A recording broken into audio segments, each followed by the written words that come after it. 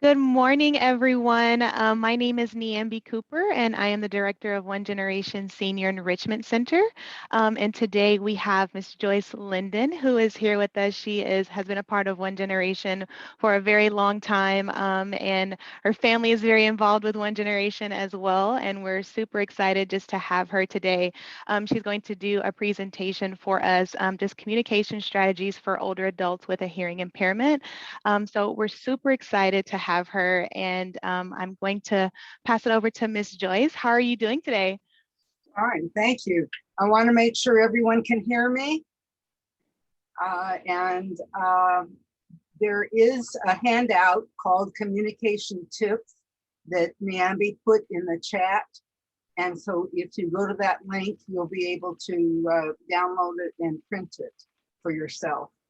So I don't know if it will stay on the chat after this is over so they can still access it. It will. So I just put it in there for everyone. So if you just click that link, you'll be able to follow along with us.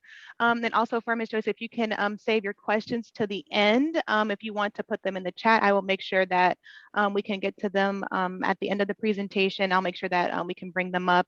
And also, I'm not sure if there's a raise your hand function. So if you have a question, I can make sure to bring that to Ms. Joyce's attention as well. Okay. I did screen share. I want to make sure that you can see me as well as the slides. You can, I think if you go up to my picture, I thought maybe you could pin me. I guess not. I spotlighted you for everyone, so Yeah. everyone can see you and the screen. Okay, that would be good. Okay, so I want to explain who I am and why I'm doing this. First of all, I'm an original Valley girl. I grew up in Northridge at a time when it was very, very rural, and both of my parents were born deaf. So I grew up in a family that valued communication.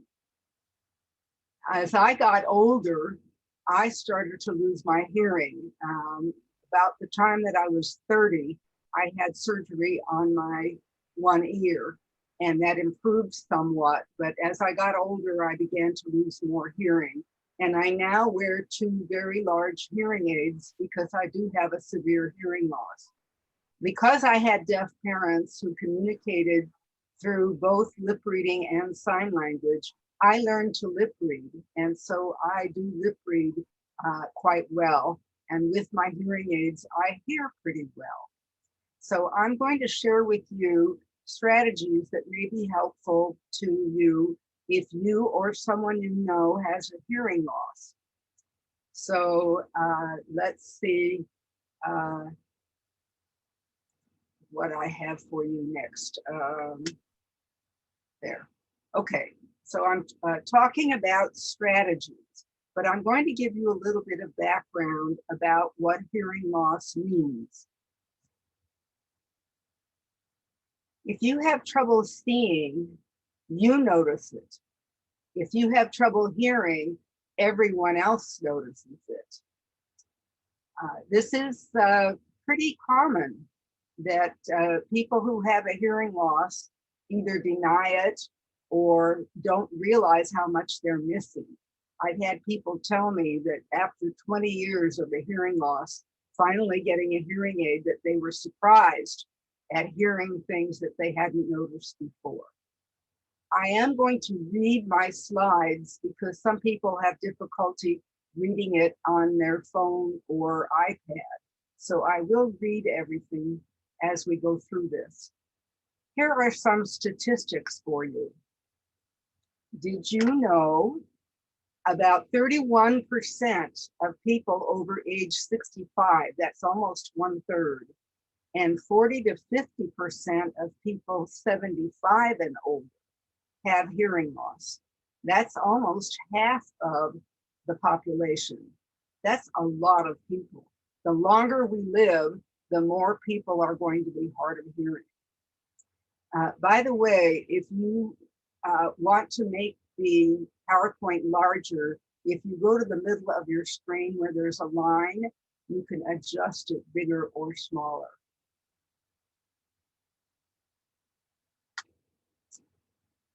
Whoa, where did that all come from? Whoops, go back.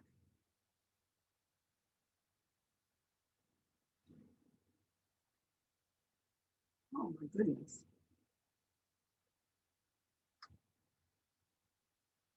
Okay.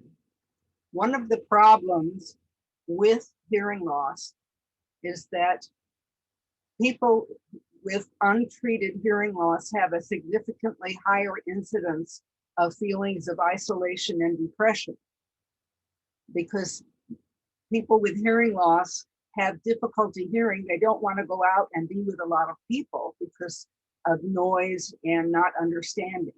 So they tend to isolate themselves. Studies also show that older adults with untreated impaired hearing have a shorter lifespan than peers with hearing problems who wear hearing aids. Tinnitus, which is a buzzing or ringing in the ear, often accompanies hearing loss. 90% of people with tinnitus have hearing loss. There's a lot of research coming out. Seniors with untreated hearing loss may be at increased risk for dementia. That is current research at Johns Hopkins University. There is a direct correlation between improved cognitive function and hearing aid use in older adults with hearing loss. That's from the Columbia University Medical Center. There is a lot of this being published today because it's new research. And it's a little scary because there are a lot of people who are hard of hearing who are not wearing hearing aids. We as human beings can understand language even if we don't hear it well. I'm going to show you an example of how our brain works. Ooh, why is this happening here?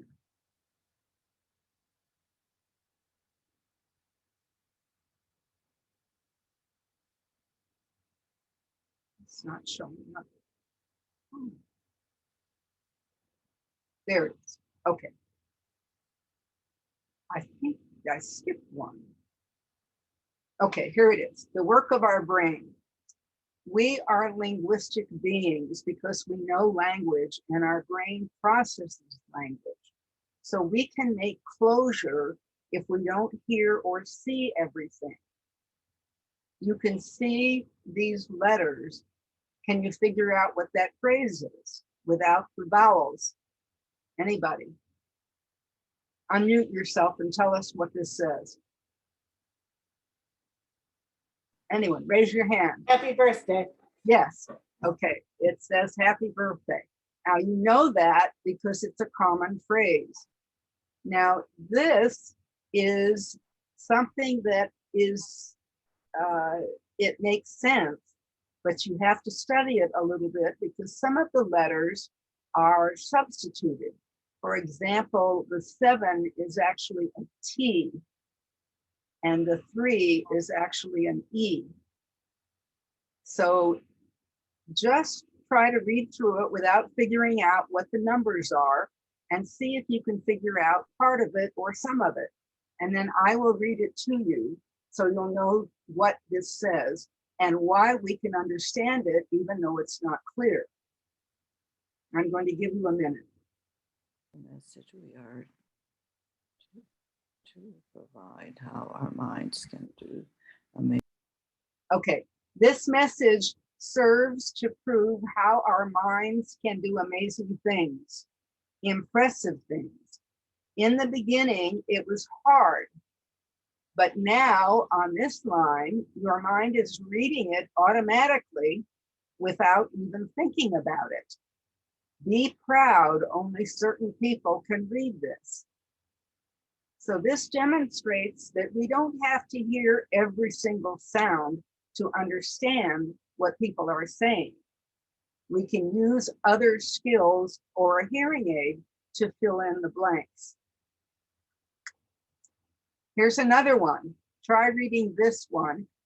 This does not have numbers in it. It has the whole word in it, but the letters are out of order.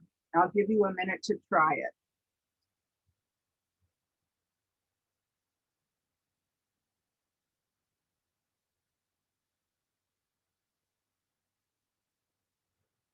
Okay, according to research at an English university, it doesn't matter in what order the letters in a word are. The only important thing is that the first and last letter are in the right place. The rest can be a total mess, and you can still read it without a problem. This is because we do not read every letter by itself, but the word as a whole, and the brain figures it out anyway. Now, here's an interesting picture. This is Queen Elizabeth last year at age 93 wearing a hearing aid in public. There has always been a stigma to wearing hearing aids because we associate hearing aids with age, although there are many, many children who wear hearing aids. We wear glasses and there isn't as much stigma. Glasses have fashion, they have color and shape. But if we are open with the fact that we wear a hearing aid and talk about it and tell people, I always tell people I'm hard of hearing, I wear 2 hearing aids, I'm upfront about it. Eventually the stigma will go away. There's a long history of hearing aids, from things you put in the ear and they had a horn-like thing at the end, very, very large devices that hard of hearing people strapped on their legs and had a wire running up to their ear. Jokes about people who didn't want to spend the money on a hearing aid, so they just stuck a wire in their ear and people automatically started talking louder. So technology has improved a lot, and we are now down to very small hearing aid sizes. I'm not an audiologist, and so I can't really discuss hearing aids in depth, but I can answer a few questions later. We have a law in the United States that is very, very helpful. It's called the Americans with Disabilities Act, ADA. That's what gives us parking spaces for people with disabilities. It gives us accommodations for individuals with hearing challenges. If you go to a movie, you can ask for a device that will caption the film. You stick it in your cup holder at the seat and adjust it in front of the film, and you can read the captions. Sometimes people who are blind get a similar device that will tell them what's happening on the screen. All of this is free because of the law. There are a lot of advances in technology. We now have rechargeable hearing aids, so you don't have to recharge your battery every night or put in a new battery, which I do because my hearing aid is not rechargeable. But there are lots of advances and lots of things that help us, those of us with the hearing loss. For example, besides hearing aids, there are cochlear implants for people who do not benefit from a hearing aid. There are amplified telephones that you can get free from the telephone company. There are cell phones that you can type messages out to people or turn on the speaker phone so you can hear better. There are doorbell lights, portable door knockers for a hotel, for example. Someone knocks on the door and the light inside flashes. There are alarm clocks that either vibrate that you put under your pillow or that turn on a light that flashes a light, or that make a very, very loud alarm sound. There are captioned television and captioned movies now. Almost everything on television needs to be captioned, and any movie that you stream has to be captioned. There are captioned telephones free from the telephone company. All you have to do is show a letter from a doctor or an audiogram that shows that you have a hearing loss. There are many different brands. I listed 2 here, CapTel and Caption Call.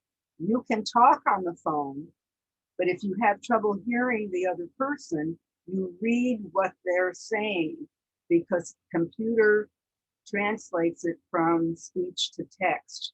So you can read what the other person is saying. More technology coming.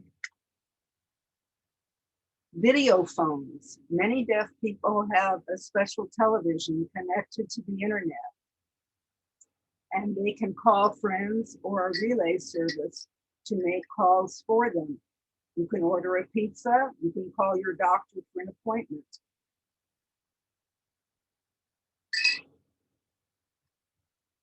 We also have things like Skype, WhatsApp, and FaceTime on our cell phones, so we can communicate with people when we can lip read them or see them face to face. There are many new voice to text or speech to text. One of them is called Ava. Another one is called Otter. There are a few others. Google has one. There's a new one out. I can't think of the name, but you have people talk into their telephone and it automatically prints out on your phone what they are saying. So it's very easy to communicate. There are loop systems. If you have a hearing aid with a telephone setting or what we call a T-coil on the hearing aid, you can set it to hook in directly to a microphone on stage. For example, at an auditorium, the CSUN Theater is equipped with a loop system. And so you aren't hearing the people whispering next to you or someone chewing popcorn or crumpling up a paper. You are only hearing what is coming from the mic. And there are some churches and temples installing the loop system, and even some airports have it. So if you're hard of hearing and you have the right kind of hearing aid, you can turn the setting to get those announcements. There are also some helpful things that are not technology. One of them is hearing ear dogs. Like a guide dog for the blind, a trained signal dog will alert you to the telephone ringing, someone at the door, you dropped something and you didn't hear it fall, the tea kettle is boiling, something noisy is happening, or if you're outside walking, someone is calling you or saying, "Excuse me," the dog reacts to that and lets you know that there is a noise or something that needs your attention. And there are the dogs are even trained to respond differently to a fire alarm to let you know that the fire alarm is going off, which is a different signal than telling you that the doorbell is ringing or something like that. These dogs are trained by different companies, Dogs for the Deaf. I don't remember, one of them is in Portland, I think, and one of them is in Northern California. Canine Companions for Independence is the other one. There are also private trainers, and someone told me that Amanda also trains signal dogs. There are lots of resources to make our lives easier.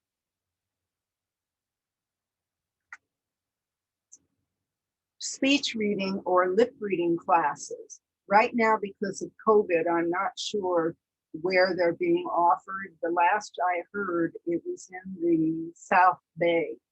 I don't know if there's anything now in the Valley or Los Angeles. Speech reading and lip reading are synonymous. We are actually not just reading the lips. We're reading the facial expression, where our tongue is, the muscles in our neck. We're reading all of the speech mechanism. So speech reading is a more correct word, but everyone uses lip reading. We've had that word around a long time. There are support groups. The Hearing Loss Association of America has a local chapter that was meeting at the Sherman Oaks Library.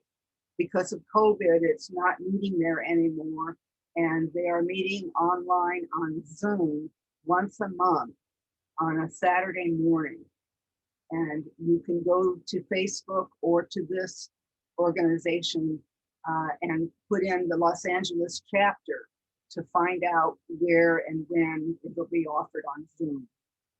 There's another organization, ALDA, which is the Association of Late Deafened Adults.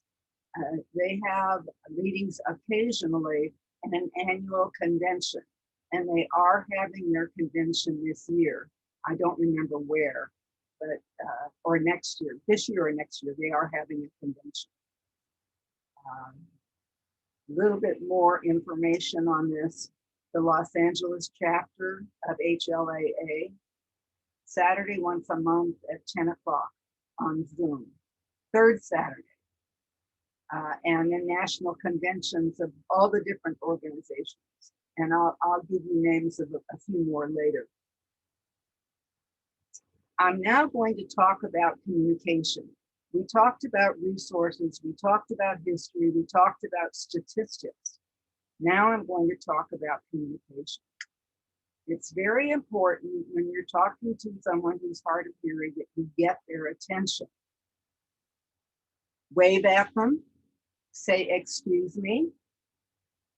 Within people who are deaf and hard of hearing, they're very used to being tapped on the shoulder, or if you're sitting, tapped on the knee. Not appropriate to tap them elsewhere. Wave at them. If you can't get someone's attention, wave at someone who's sitting near them and tell them to tell the other person that you want their attention. There's a story of a deaf man who worked in the produce department of a market. And one of the other workers in the produce department would always throw a grape at him to get his attention. The deaf man did not like that very well. And on the day that he was ending his job there, he picked up a watermelon and threw it at the other worker. I don't recommend that. Do not speak from another room or with your back to the person. Your voice is muffled when you're looking away or you have your back to them. And if they do lip read, we all lip read a tiny bit without realizing it. You really need to speak face to face. And if they don't understand, rephrase it. You can repeat it, but if they don't understand, rephrase it. I'll give you an example. If I were to say to my deaf parents that Mr. Smith had surgery. Surgery is difficult sometimes to hear because there's not a loud sound and there's not a lot of lip movement. And I might repeat it, Mr. Smith had surgery. And if they still didn't get it, I would rephrase it or change my word and say, Mr. Smith had an operation. Look at my mouth and see the difference between surgery and operation. It's much easier to lip read. So do rephrase if you're not understood. And avoid any noisy background. It's difficult in a restaurant, so try not to pick noisy restaurants when you go out with someone, if you're hard of hearing or if you're with someone who's hard of hearing. Here's some more tips.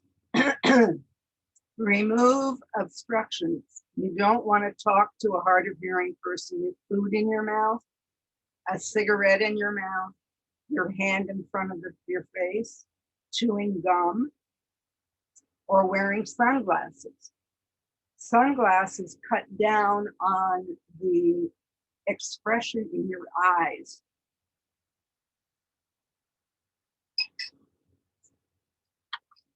We need to see your face to see your expression. That's so helpful in lip reading.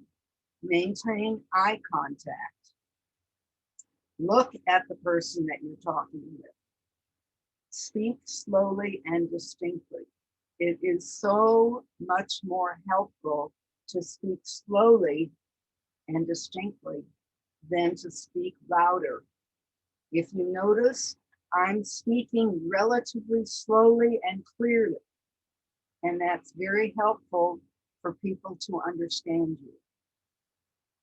Here are some more ideas. Write a word in the air. If you say something and you're not understood,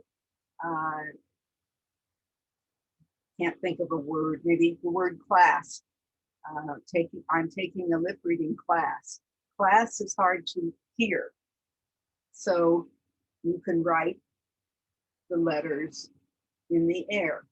That can help the other person. You can text on a cell phone.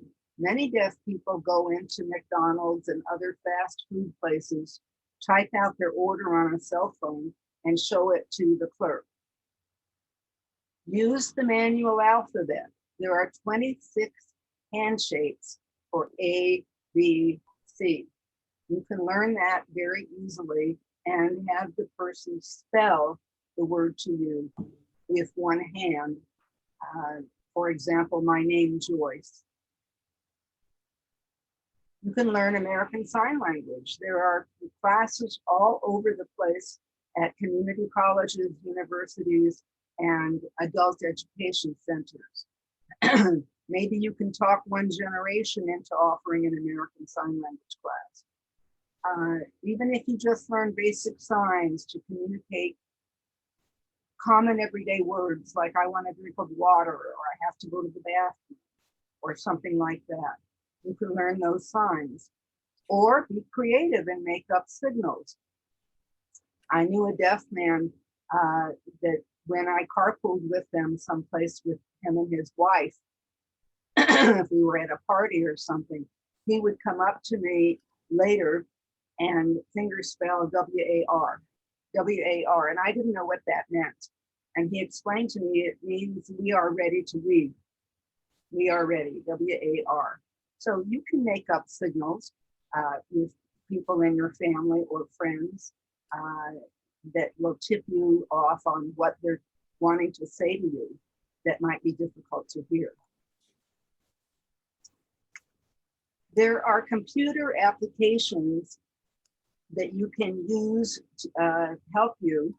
One of them for tinnitus, if you have a ringing or buzzing in the ear, Starkey has something online called Starkey Relax that helps you to relax, which reduces the impact of the tinnitus. Something else called Hear Coach gives you listening practice. You can listen to that and practice listening to improve your ability to understand. There are places where you can get more information. Your local telephone company to get a CapTel or caption call from. They also have devices to attach to your phone that will flash a light. So there are different devices that you can get if you need to use the telephone. Hearing aid dealers can often direct you to where these resources are. There's an agency serving Los Angeles. It's located in Eagle Rock. The Greater Los Angeles Agency on Deafness can also refer you to places. Some of these are listed on the handout. HLAA, I mentioned, the Hearing Loss Association of America. The National Association of the Deaf, which is located near Washington, D.C., also has resources. You can get some of these devices from a company that sells them, or you can go there to look at them.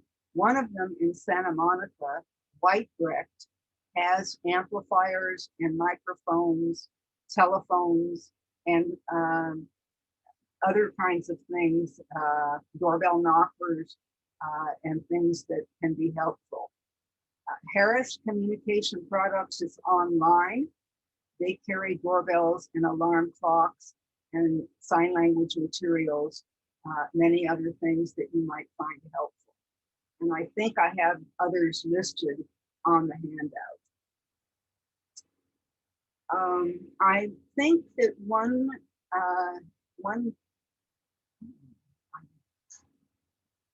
oh, maybe I'm missing something here. I'm sorry. I may have the wrong presentation.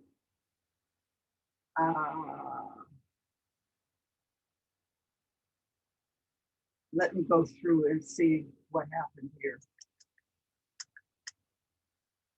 Yeah, okay, I'm going to, let me see if what happened. Oh, huh.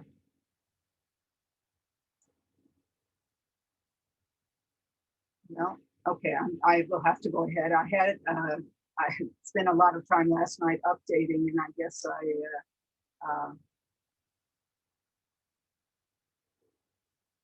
saved the wrong one. So let me go back to doing this. Did anyone have any questions so Yeah, far? this is probably a good time for that because I'm a little bit confused right now. Or maybe you want to place them in the chat, maybe? Yeah, people can put their questions in the chat, but I know people are going to ask questions about the problem with wearing masks and hearing aid, and I have a couple of slides about that, but I don't know what happened to them. Let me see if I Awesome. can find them. Yeah, that's a question I had as well. Yeah. Oh, I don't know. So yeah, any questions or comments, if you want to place them in the chat, or maybe if you want to unmute, please feel free.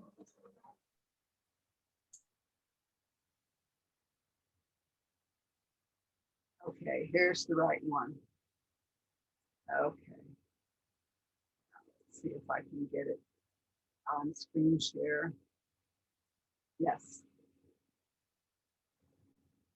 Okay.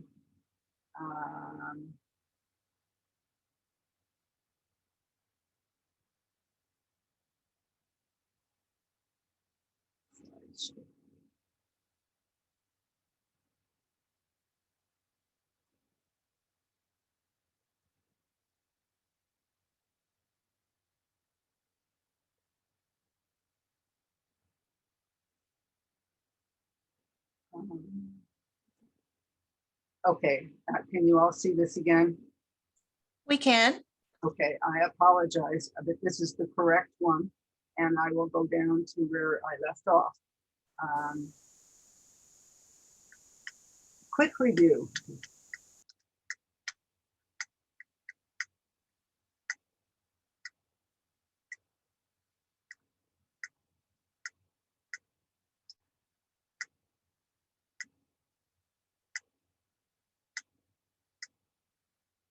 Oh, no, I guess I did put it in here. Okay, a bit of humor helps. I think it's always fun to laugh about the things that we misunderstand or jokes about having a hearing loss, kind of lighten it up a little bit. So this was from a greeting card. One man says it's windy today. The other one says, no, it's Thursday. And the third one says, so am I, let's have a beer.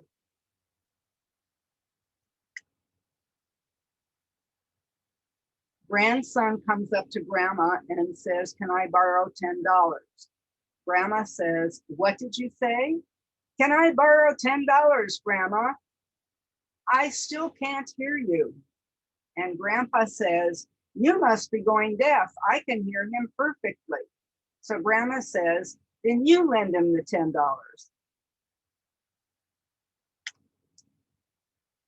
Dennis the Menace turns to his mother, who's getting reading glasses, and asks, after you get your reading glasses, what's next? Hearing aids?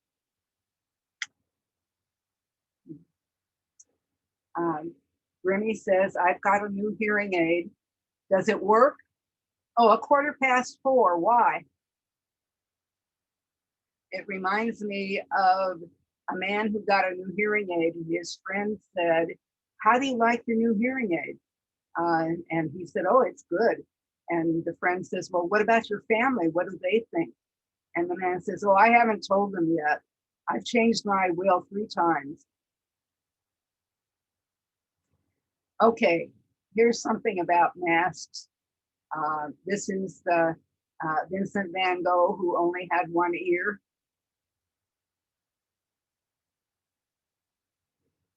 Here's Dennis the Menace again, saying, he said children should be seen and not heard, and that's when I turned off his hearing aid. I think you need a hearing test. Why the heck do I need a hairy chest? Very easy to misunderstand words that sound alike. Dennis the Menace asking the doctor in the stethoscope, does this hearing aid use batteries?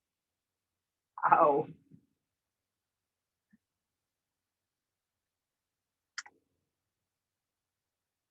What was this? Oh. Well, I don't know what happened to my mask. Oh, this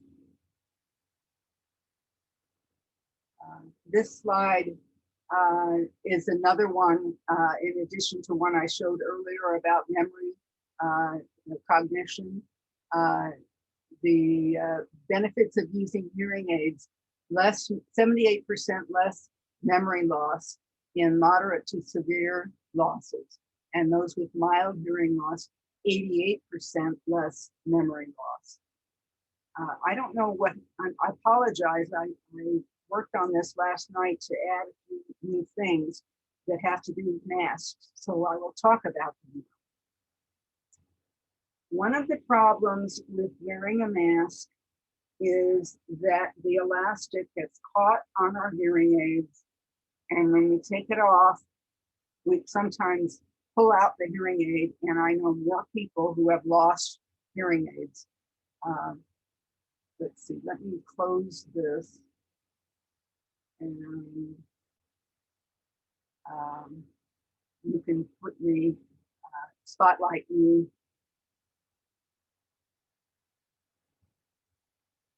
There, okay. So what do we do about this? Well, oh, and I forgot to bring mine in. What I have is a mask that ties behind my head. There are 2 ties, and that way it doesn't touch my hearing aids. If you do have a mask like this and you want to continue wearing it, carefully pull the elastic out and untangle it from your hearing aid before you take it off. Wearing a mask reduces the amount of sound that comes out. So remember that you may have to speak louder if you're wearing a mask and speaking to someone who's hard of hearing. If the person's dependent on lip reading, as most of us are, you can buy a mask that has a clear plastic mouthpiece on it. It is available on Amazon in different colors, and you may be able to find it in other places. However, the plastic cuts down on sound even more than the cloth mask. But for someone who's dependent on lip reading, I think it's great. You can also get one of these on a headband that is all clear, so the person sees all of your facial expression. I don't know how safe this is if it's open here, but if you're social distancing, it should be good. Now, there is something else which I had on a PowerPoint that is available online.